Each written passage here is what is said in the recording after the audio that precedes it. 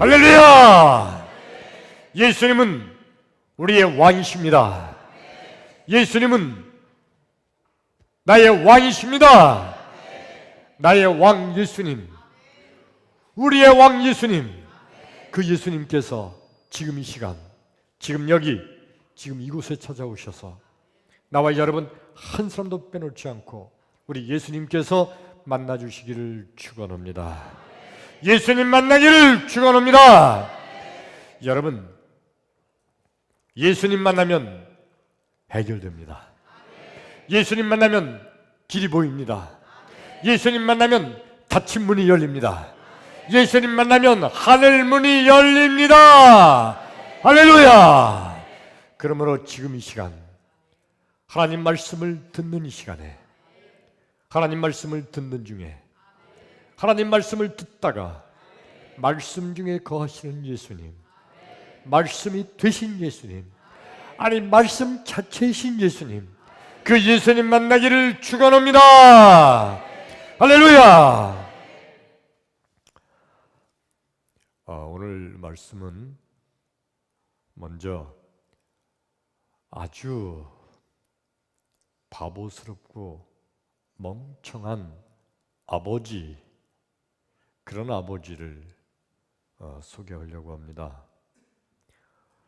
1948년도 우리나라 1948년 10월에 여순 반란 사건이 일어났었죠. 그 공산당 좌익분자들에 의해서 반란이 일어났고, 그래서 치안이 완전히 무너졌습니다. 경찰서가 다 그들에게 접수가 됐고요. 그래서 이 공산당 좌익분자들이 다 빨간 완장을 차고 시내를 활보할 때입니다.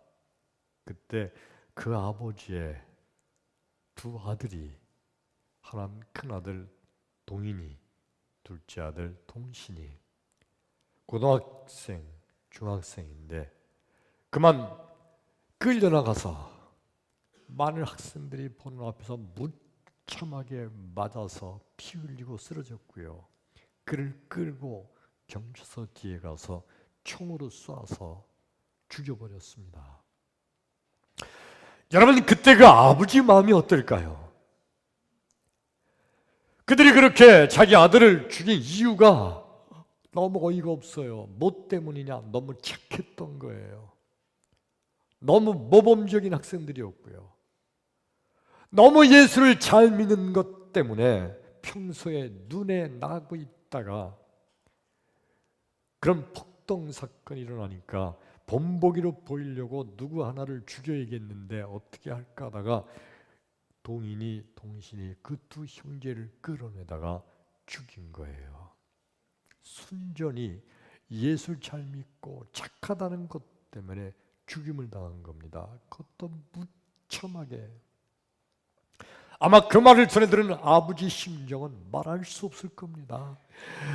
세상에 너무너무 분하고 원통하고 얼마나 고통스럽고 괴로울까요? 도대체 어떤 놈이 죽였을까? 그 놈이 누굴까? 아마 그 자기가 두 아들을 때려 죽인 그 공산당 그 좌익분자 그 놈이 누군지 원수 같은 놈이죠. 원수죠. 원수예요. 아마 누군지 잡히면 아버지가 달려들어서 그냥 복수한다고 그걸 또 죽이고 싶지 않을까요?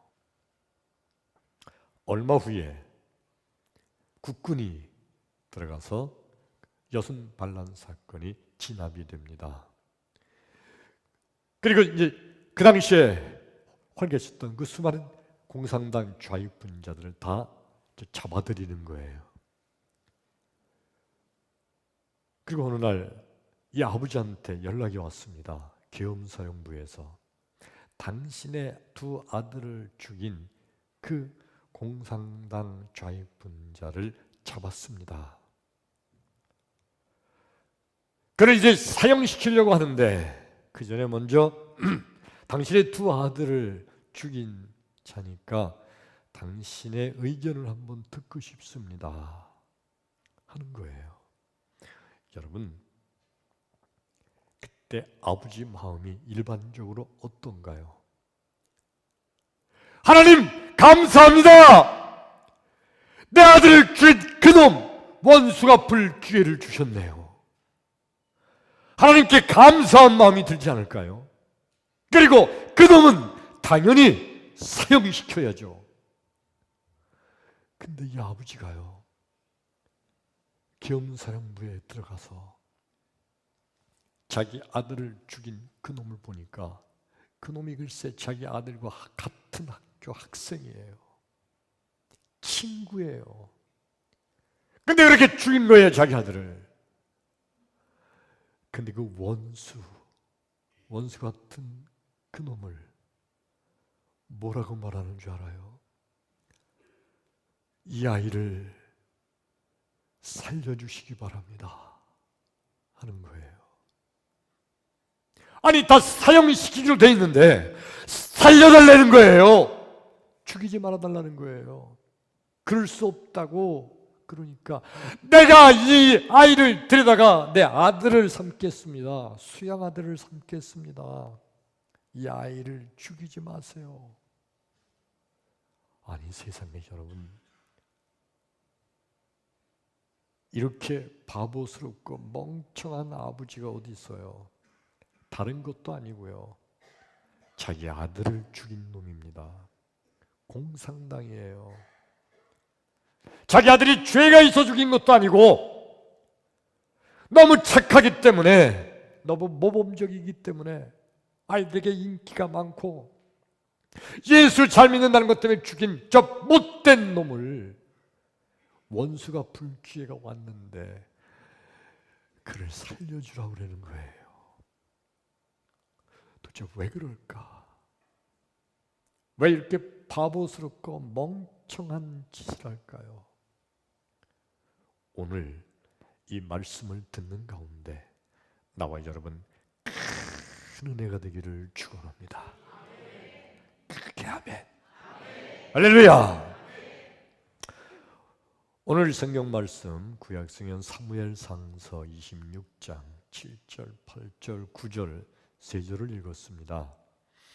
오늘 성경 말씀의 주인공은 다윗이에요. 다윗이 골리앗 장군을 죽인 용감무쌍한 사람이잖아요.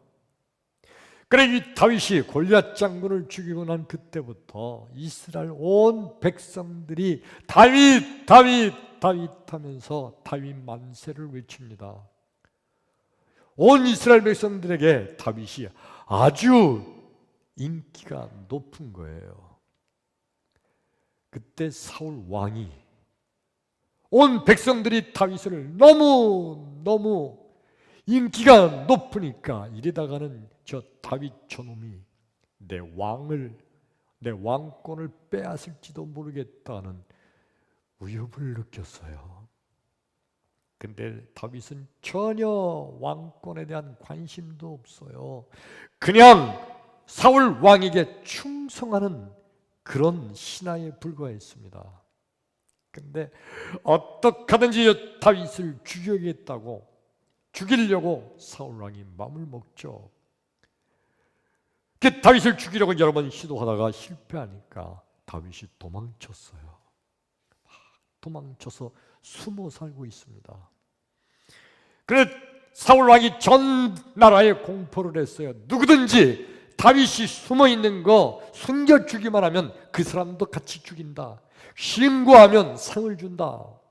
그러니까 다윗이 나라에 어디 가서 숨어 있든지 근처에 있던 사람이 다 신고를 합니다. 그럼 그 신고를 받고 사울 왕이 군대를 끌고 다윗을 죽이려고 출동하는 거예요. 다윗은 그러니까 제대로 잠을 편히 자질 못해요. 밤중 어느 때 사울 왕이 군대를 끌고 쫓아와 죽이려고 할지 알 수 없으니까 편히 잠을 못 자요. 밥을 먹을 때도 편히 밥을 먹을 수가 없어요. 어느 순간에 사울 왕이 군대를 끌고 죽이려고 쫓아올지 모르니까 다 있어도 편히 앉아서 쉴 수도 없어요. 여러분, 그러니 단 한순간도 편히 쉴 수도 없고 잘 수도 없고 제대로 먹을 수도 없는 그런 생활을 하루 이틀 한 달만 해도 사람이 그냥 피가 마르고 그냥 뼈가 마르고 스트레스 노이로제로 거의 죽어가지 않을까요? 이런 쫓긴 생활을 다윗이 얼마나 했는 줄 알아요? 한 달, 두 달이 아니에요. 1년, 2년도 아니에요. 7년, 8년도 아니에요. 무려 10년 가까이 했어요. 10년 가까이 쫓기는 생활. 근데 오늘 성경 말씀 사무엘상서 26장 1절에 보면 다윗이 지금 어디 숨어 있는 거냐면 십광야 하길라 산 속에 숨어 있는데 근처에 있는 마을 사람들이 사울 왕에게 신고를 했어요. 그래서 이제 그 다윗을 죽이려고 사울 왕이 군대 3,000명을 이끌고 다윗을 죽이려고 쫓아왔습니다. 다윗이 그 하길라 산 속에 숨어 있다가 이렇게 보니까 저 산 밑에 사울 왕이 3,000명이나 되는 군대를 이끌고 자기를 쫓아온 게 보여요. 근데 가만히 보니까 아마 밤새도록 저들이 와서 너무 피곤한지 삥 둘러서 쉬고 있어요. 근데 꼼짝도 안 하고 있는 거 보니까 잠든 것 같아요. 그때 사울왕이 어떻게 하고 있었는 거 아니? 너무 피곤하니까 사울왕의 가운데 내가 좀 쉬겠다 하니까 그 사울왕의 주변에 장군들이 삥 둘러서서 예, 대왕이시여 쉬십시오. 사울왕이 누워서 잠이 듭니다. 그러니까 장군들이 삥 둘러서 있고 또 다시 그 옆에는 또 부하 장수들이 또 많은 다른 군사들은 삥 둘러서 몇 겹을 이렇게 둘러싸서 있고 사울왕이 맨 가운데서 자는데 다른 장군들도 부하 병사들도 다 자는 거예요. 다윗이 자기들을 쳐들어 올 것이라는 건 생각도 안 하는 거예요. 왜? 자기는 3,000명이 되는 군대니까. 다윗은 도망치는 놈이니까 편안히 잠들고 있었어요. 그걸 보고 있다 다윗이 자기를 따라다니는 후에 장군이 됐죠. 아비새를 데리고 살금살금 가봤어요. 갔더니 거기 사울왕이 잠이 들어 있어요.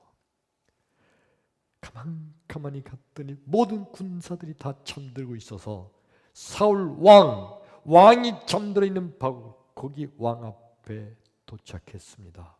그러니까 아비새가 창을 들고서 나의 주여 내가 이놈 죽일게요.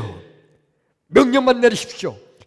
그러니까 땅에 누워 자고 있는 사울왕을 위에서 창으로 그냥 찔리면 죽는 거잖아요. 실수할 수도 없어요. 실패할 리도 없어요. 그냥 찔리면 되는 거니까. 명령만 내리십시오.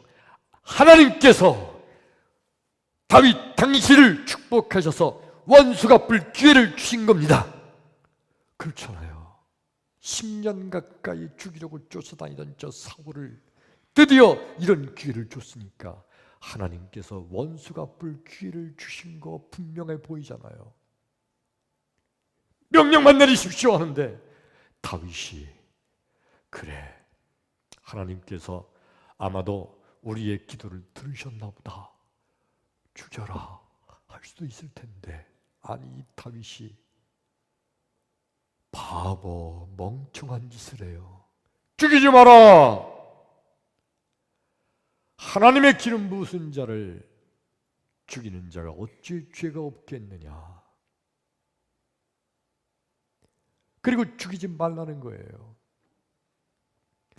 여러분 하나님 믿는 건 하나님 믿는 거지만 지금 원수 자기를 죽이려고 10년 가까이 추격하던 그 원수 자기가 잘못도 안 했는데 죄도 없는데 자기를 죽이라는 이 사울 이거 죽일 수 있는 절호의 기회인데 여기서 죽이지 않는다는 거 이거 바보 아니에요?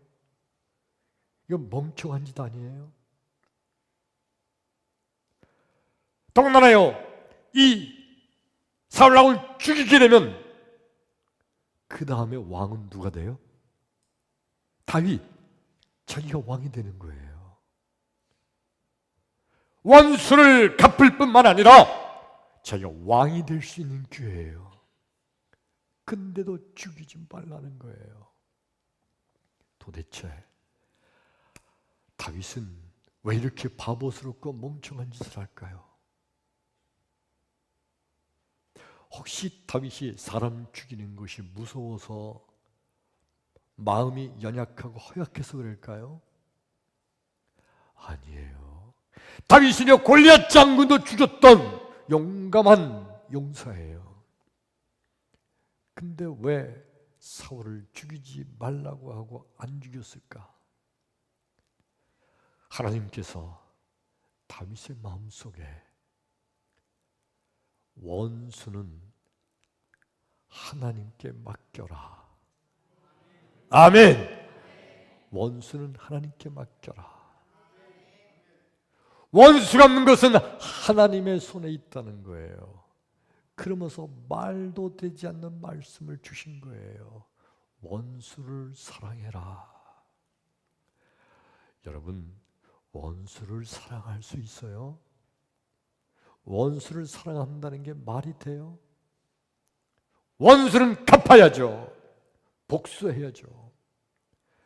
근데 다윗에게 하나님께서는 원수를 사랑하라는 말씀을 주신 거예요.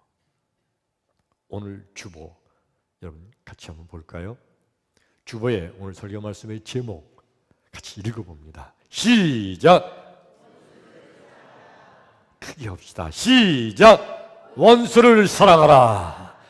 말도 되지 않는 말씀인 것 같죠? 원수를 사랑하라. 상식적으로 우리의 머리로 받아들일 수 없는 거예요. 원수를 어떻게 사랑해요? 오늘 말씀을 듣는 가운데 나와 여러분, 원수를 사랑하는 주의 이 말씀이 마음속에 믿음으로 받아들이는 축복이 있기를 축원합니다. 할렐루야! 예수님은요, 원수를 사랑하라고 하셨고요. 예수님은요, 원수를 위해서 오히려 기도하라고 말씀하셨어요. 원수 갚는 것은 하나님의 손에 달려 있다는 말씀을 하시면서 원수 갚는 거, 그것보다 원수를 사랑하고 원수를 위해서 기도하라는 말씀을 주님은 우리에게 가르쳐 주셨습니다.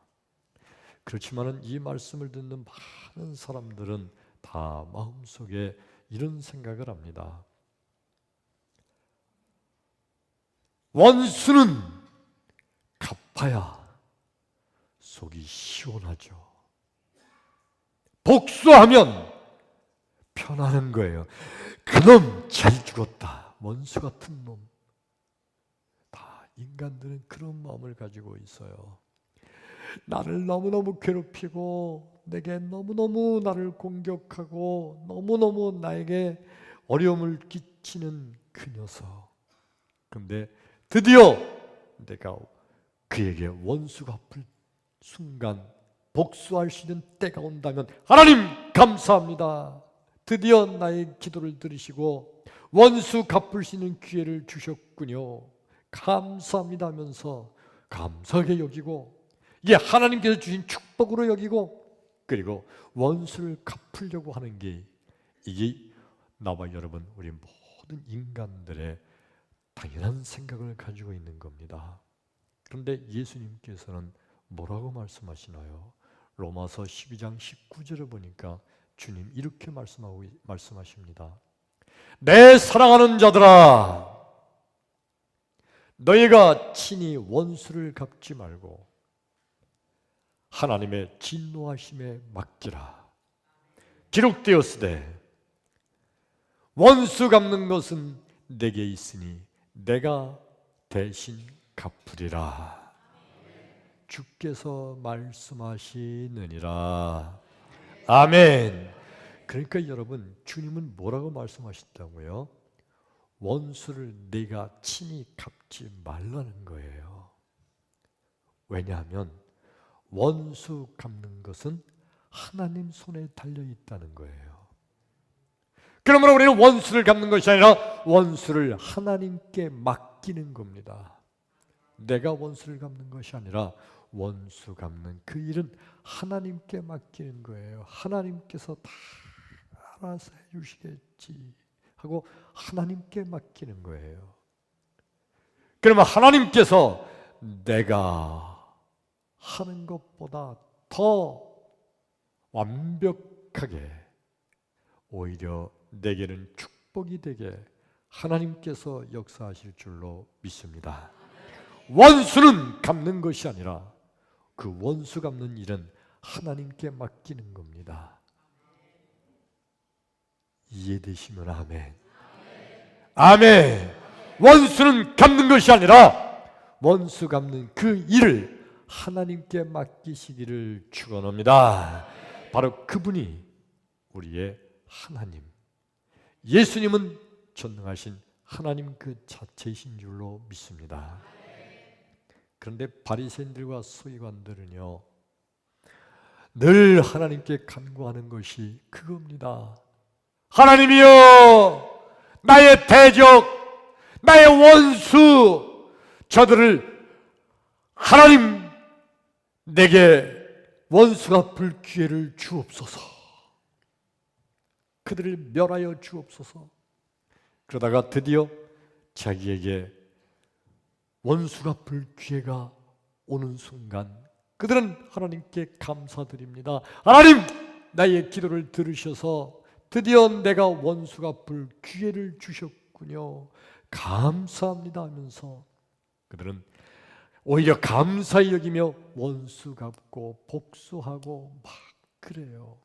그런데 예수님께서 원수를 너희가 갚는 게 아니다. 원수는 하나님께 맡겨라. 이렇게 말씀하시는 주의 말씀을 들으면서 도대체 저 예수는 바보냐 멍청이냐 하면서 오히려 예수님을 비웃고 조롱했던 것이 바리새인들이에요. 여러분, 마태복음 5장 43절 44절에 보면 주님께서 이렇게 말씀하고 계십니다. 또 내 이웃을 사랑하고 원수를 미워하라 하였다 하는 것을 너희가 들었으나 나는 너희에게 이르노니 원수를 사랑하고 너희를 핍박하는 자를 위하여 기도하라.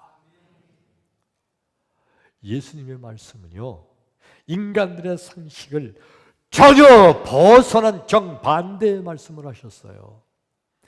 모든 세상 사람들이 다 어떻게 생각하고 있느냐면 마태복음 5장 43절의 말씀, 이웃을 사랑해라.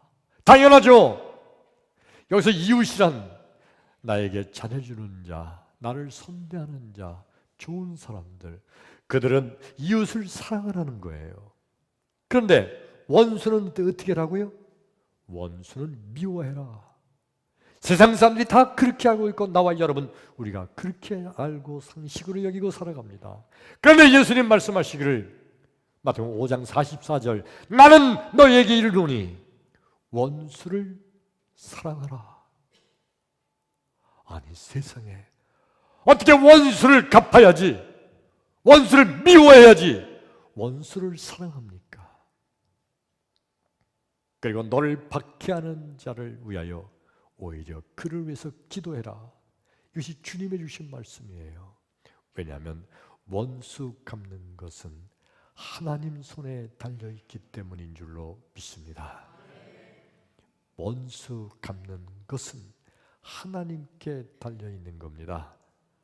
아멘. 원수 갚는 것은 하나님께 달려있는 줄로 믿습니다. 바로 이거예요. 원수 갚는 것이 내 손에 있는 게 아니에요. 원수 갚는 것은 하나님 손에 있습니다. 그러므로 여러분, 믿음이란 뭔가요? 믿음이란 원수를 사랑하라는 이 말씀을 믿음으로 받아들이는 것, 이게 진정한 믿음인 줄로 믿습니다. 믿음이 없는 사람들은요, 이 말씀을 들으면서 전혀 마음속에 받아들이질 못해요. 원수는 갚아야지. 원수를 사랑한다는 게 말이 되느냐? 그건 바보, 멍청이지. 그리고 원수를 갚고 복수하고 시원하게 사는 거, 이게 마땅한 일이지. 저놈이 잘못해서 왜 인수니까 그래서 저놈에게 복수하는 건 마땅한 것이라고 생각합니다. 이게 세상 사람들, 믿음이 없는 사람들의 그냥 너무도 당연한 생각이에요. 그런데 진정한 믿음은요, 원수는 갚는 것이 아니에요. 원수는 하나님께 맡기는 것인 줄로 믿습니다. 크게 아멘. 자, 여러분 보세요. 원수를 갚잖아요. 그러면요, 또 다른 원수가 생겨납니다. 이 사람이 나에게 원수가 돼요. 복수하잖아요. 그러면 그쪽의 사람 누구가 나한테 복수할 마음이 생겨나는 거예요. 원수를 내가 갚으면 또 저 사람이 내게 원수를 갚을 거고, 내가 복수하게 되면 저 사람이 또 내게 복수하게 되는 거예요. 원수는 그러므로 갚는 것이 아니에요. 원수는 하나님께 맡기는 겁니다. 원수는 하나님께 맡기는 겁니다. 원수는 하나님께 맡기는 거예요. 원수는 하나님께 맡기는 겁니다. 아멘. 여러분, 오늘 성경 말씀 본문을 다시 한번 생각해 보면요, 다윗이 원수가 갚을 기회가 왔어요. 찬스예요. 원수를 갚아야 돼요. 다윗이 원수 갚는 것은 하나님 손에 있음을 분명히 알았기에 그는 죽이지 않고 그 사울왕의 칼과 창과 물병만 가지고 왔어요. 바보, 멍청이. 아마 다윗을 쫓아갔던 아비새가 세상에 저런 바보를 내가 쫓아다니나, 저런 멍청이를 지금 죽이면 왕이 되는 건데, 다시는 도망다니지 않아도 되는데, 아니 세상에 이럴 수가 있나, 저 바보 멍청이.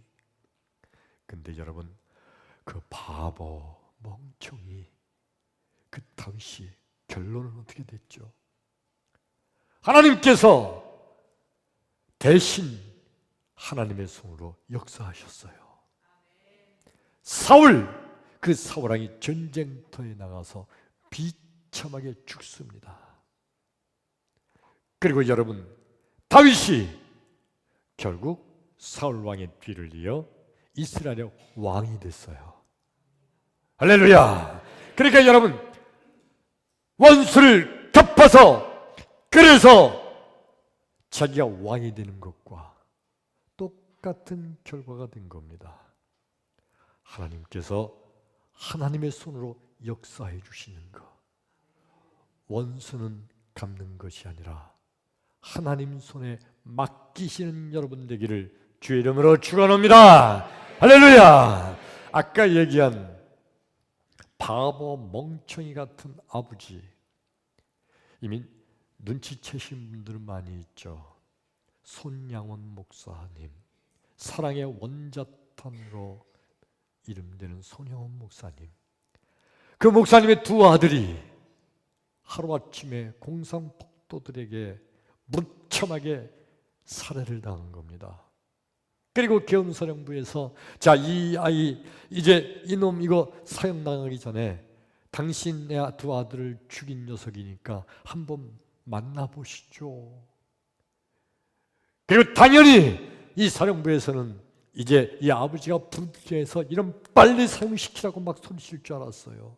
그런데 아니라고, 살려달라고, 이 아이의 죄를 용서해달라고, 내가 이 아이를 데려다가 죽은 우리 두 아이들 대신해서 내 아들을 삼겠다고. 그리고 그를 결국은 자기 아들을 삼겠다고 하니까 그냥 풀어줬어요. 안재선이라는 학생, 결국 손양원 목사님의 양아들이 되어서 그가 크게 회개하고 변화받아서 신학교 가서 목사님이 됐어요. 할렐루야. 하나님의 놀라운 사랑의 원자탄, 사람을 완전히 바꿔버리는 사랑의 원자탄을 쏜 거죠.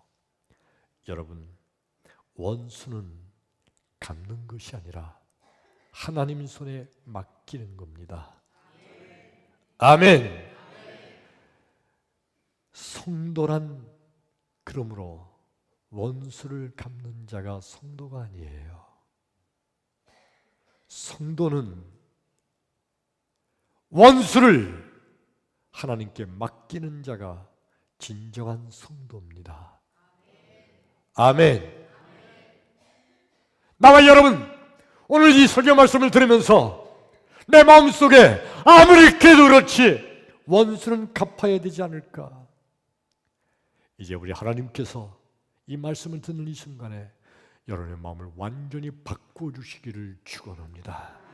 원수는 갚는 것이 아니라 원수는 하나님 손에 맡기는 겁니다.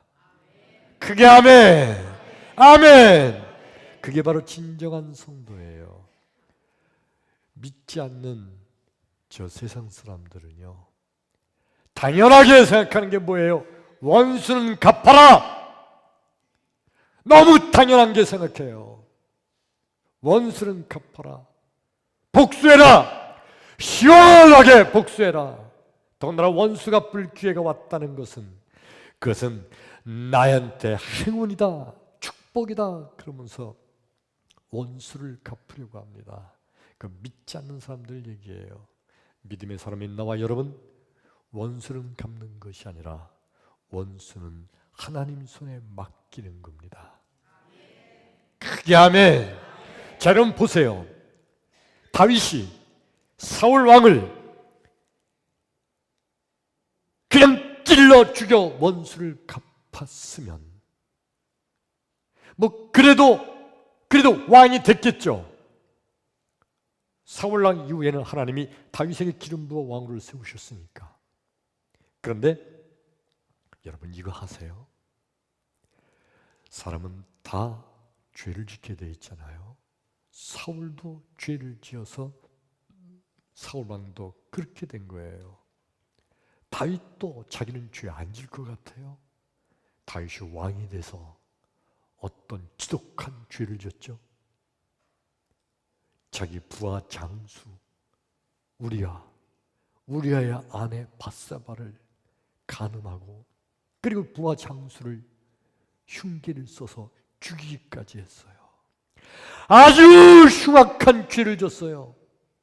근데 여러분, 하나님께서요, 그 흉악한 죄를 진 다윗을 살려주셨어요. 왜요? 만일 다윗이 거기서 죄를 지었던 그 사울을 죽였으면 그 죄값으로 죽었으니까 사울은, 다윗도 자기가 죄를 졌을 때 그 죄값으로 하나님께서 다윗 아마 하나님이 치셨을 거예요.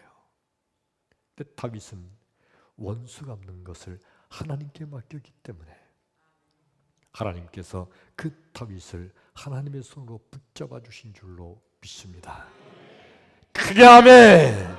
그러므로 원수 갚는 것을 내가 원수 갚지 않고 하나님 손에 맡기면 하나님께서 처리하실 뿐만 아니라 내게는 축복이 될 줄로 믿습니다. 믿으시면 크게 아멘. 크게 아멘. 할렐루야. 자, 그러면 원수를 사랑하라고 그랬는데,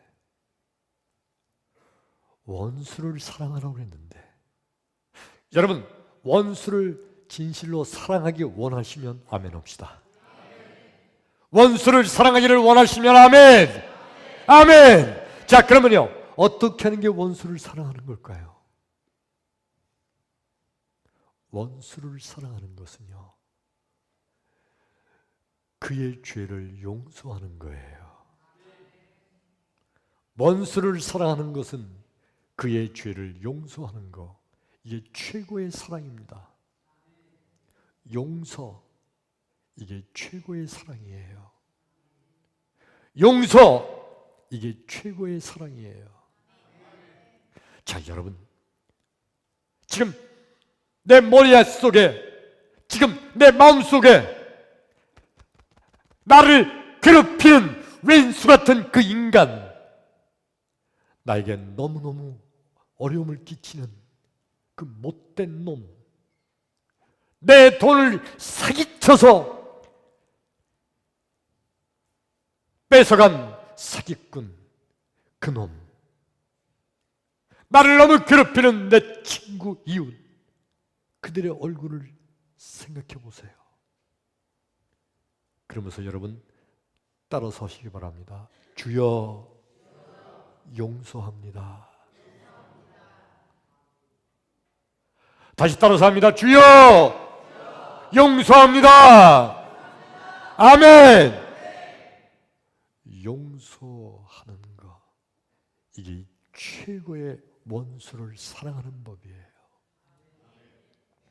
근데 여러분, 용서하기를 원하는 마음이 생겼다 할지라도, 내 입으로 주여 용서합니다라고 내가 입으로는 고백했는데 진실로 용서가 안 되잖아요. 그 놈이 나를 보통 괴롭히셔야지. 정말 너무도 흉악한 놈인데 어떻게 용서가 돼요? 내 입으로는 용서한다고 그랬는데. 그러므로 여러분 이렇게 따라서 합시다. 따라서 합니다. 주여 예수 이름으로 용서합니다. 아멘.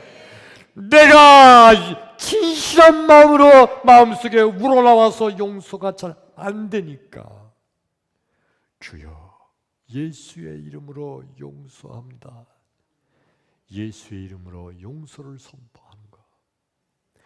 진실로 나를 괴롭히고 나를 어렵게 하고 나를 공격하고 나에게 큰 손해를 끼친 그 왼수 같은 그 인간, 머릿속에 기억하면서 떠올리면서 다시 한번 따라서 합니다. 주여 예수의 이름으로 용서합니다. 아멘. 아멘.